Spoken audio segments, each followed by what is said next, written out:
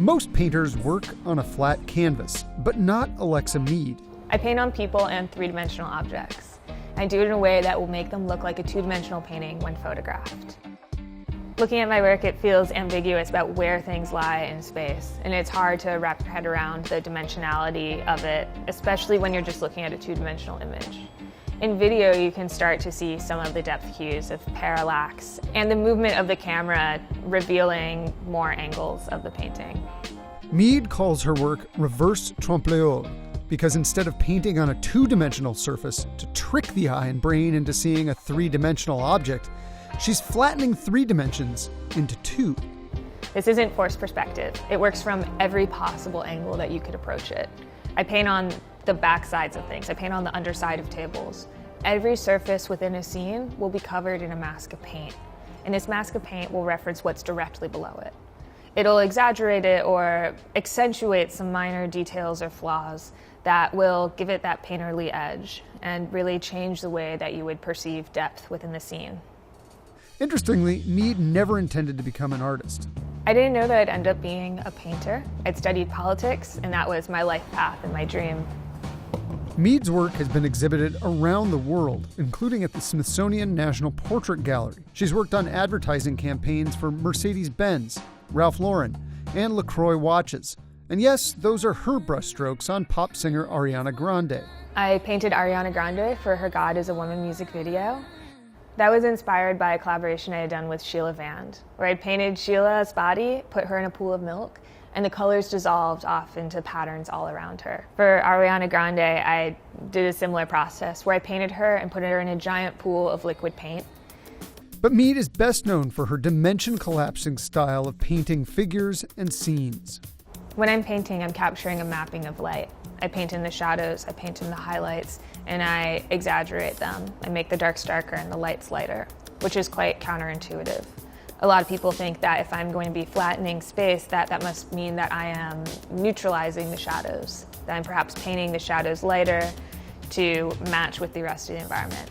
And in fact, I'm just doing the opposite.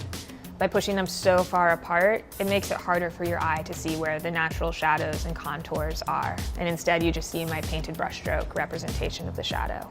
I have to really follow the contours of the object. And when it comes to clothing and the drapery, I have to be really careful that my brush doesn't disturb the drapery. If I'm painting it on a mannequin, I need to be sure that my brush doesn't dent a peak in the clothing and then create a new area of shadow. The way I apply paint depends on the aesthetic I'm going for. Oftentimes I'll dip my brush into multiple colors and then just do these big strokes that combine the brushstroke hair texture of all of these different colored striations going through it. If I'm doing something in a street art style, it'll often just be straight white and straight black together in super high contrast. I'll use brushes that you would normally see artists painting with. I'll also use giant brooms. If I'm painting a wall that's 36 feet wide and I have to make it look like an impressionist painting, I can't be using a brush that wide. I need to have something that's on an 8-foot handle and just sweeping it onto the walls. The illusion is most effective when I am painting things that have extreme depth to them. The more 3D an object is, the more startling the collapse of space appears. Whereas if I'm painting something that has shallow depth and I try to flatten it, you see that little bit of depth and it's not as convincing. It's almost paradoxical that to really flatten something, I have to start with something that has extreme volume. Human bodies have a lot of volume to work with. I use different paints on the skin than I use for everything else. There's usually very little surface area of the body that I'm physically painting on. It's usually just the face and the hands. And in that case, I am always using on the body a special paint that is safe for the skin. But learning how to apply paint to a person to make it look like a painting of a person took a lot of trial and error. Earlier in my career, as I was developing this style, I wanted to see how lifelike I could make the paintings. Sometimes if I paint a subject too smoothly and too close to reality, there's an uncanny valley effect, where it just looks like a human who's wearing too much makeup rather than a painted portrait.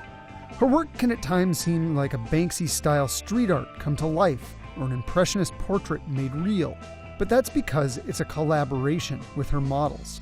When a painter is painting on canvas. They're capturing one particular expression of the model, or in Cubism, perhaps multiple expressions at once. But it's a single image, and it's largely decided by the artist how that person will be portrayed.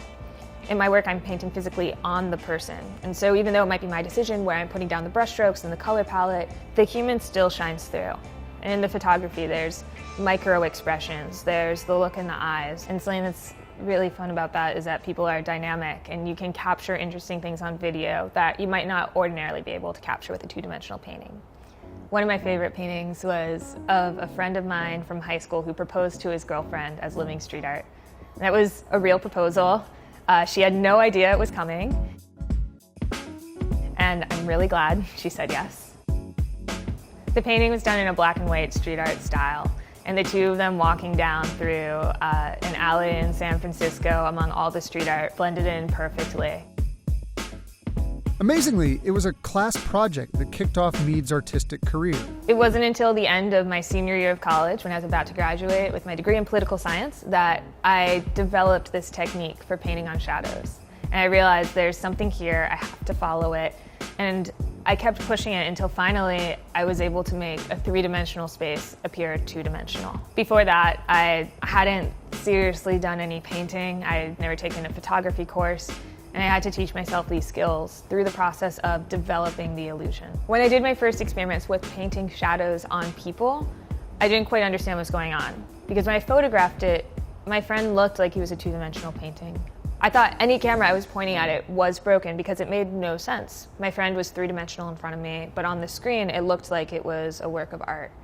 And I decided, I don't know what this is, but I have to play with it and see what happens and do more and develop it. I remember showing my professor the photos of my painted friend, and he completely didn't get it. And he told me that this looks like you could have made it in Photoshop, and if that's the case, maybe you should have just made it in Photoshop. He thought it seemed like a lot of extra work to physically paint on a person when I could get a similar effect doing something easier. And I tried explaining to my professor that that wasn't the point. This is about painting light and shadow and capturing it within this space. And I decided that I didn't really care what he thought. I needed to see for myself. Since then, she's pushed her technique, developing ways to cover entire three-dimensional objects, even rooms, so that they appear to be flattened paintings from any angle. I'm interested in playing with perception, creating something that looks one way, but in reality is something completely different, finding different layers to peel back and look through. Mead's most recent work is a project as one of Google's artists in residence. She's painting an installation scene and props for the tech company's Los Angeles offices, and later to be explored in augmented reality.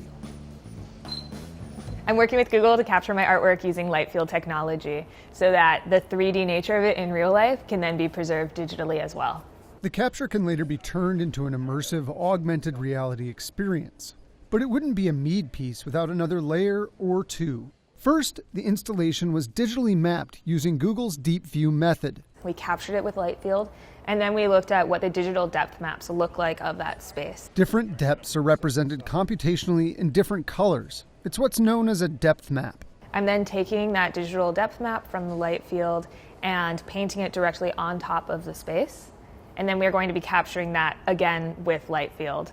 It's quite meta. It's going from the physical 3D to the computational photography's interpretation of the 3D, painting that back onto reality, and then capturing it once more.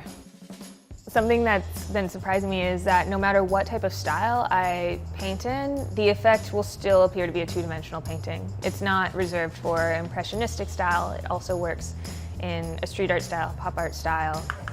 And now in this project, I'm using a digital imaging style of the classic depth map to turn it not into a painting, but into something that looks like a two-dimensional computer graphic.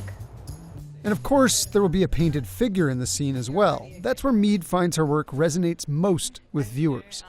There's aspects of the final image that I'm able to influence, but not necessarily able to control. And that has to do with how the model is holding themselves in front of the camera. That could do with the micro expressions, the tension in the face, the look in the eyes. And so much of that has to come forth through the model. It's almost like a collaboration because it's both parties coming together to create this look. In the future, Mead is hoping to push her work with other collaborations. I'm interested in collaborating with more scientists, engineers, mathematicians, people working in these different fields to create artwork together.